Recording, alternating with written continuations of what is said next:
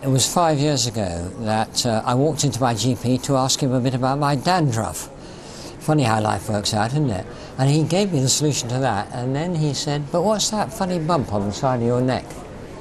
And you've guessed, of course, what that funny bump was. It was cancer of my tonsil that had gone into a secondary, and hence the bump. And within a couple of weeks I was in the John Radcliffe Hospital in Oxford, and they had a look at me, and the Radcliffe Infirmary, in fact, operated on me. They cut out my tonsil, they cut out the bump and all the lymph nodes down the side to stop the cancer spreading. And they sawed out my chin and opened it up like that and chopped out some of my soft palate, which is why I speak a little funnily and have had to have some voice training. And then he said, we ought to do a chest x-ray now, and this was 18 months later, just to check everything's going well. And they found, unfortunately, another nodule in my right lung.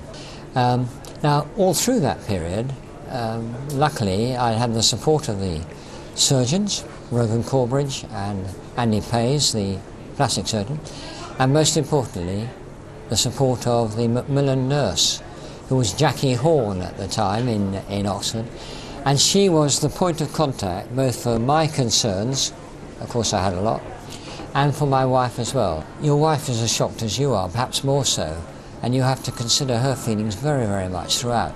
And that's what I loved about Macmillan, that they were holistic in their approach. It wasn't just me, it was the whole family, friends as well if they needed help, but particularly the family. You can talk to the anaesthetist, the plastic surgeon, and they're great. Of course, they're the ones who know the most about it. But they're under pressure, they have a lot of operations, and the time naturally is quite limited. But the Macmillan nurse time was available, was free, was there for you. So without that, dozens of questions wouldn't have been answered. My fear level would have been much, much greater. And the relatively happy outcome I now have, I'm sure, wouldn't have been easy without Macmillan. And in fact, I felt good about the team. There was this whole, I liken it to a safety net of people. I was falling and they caught me. And Macmillan was a key part of that safety net.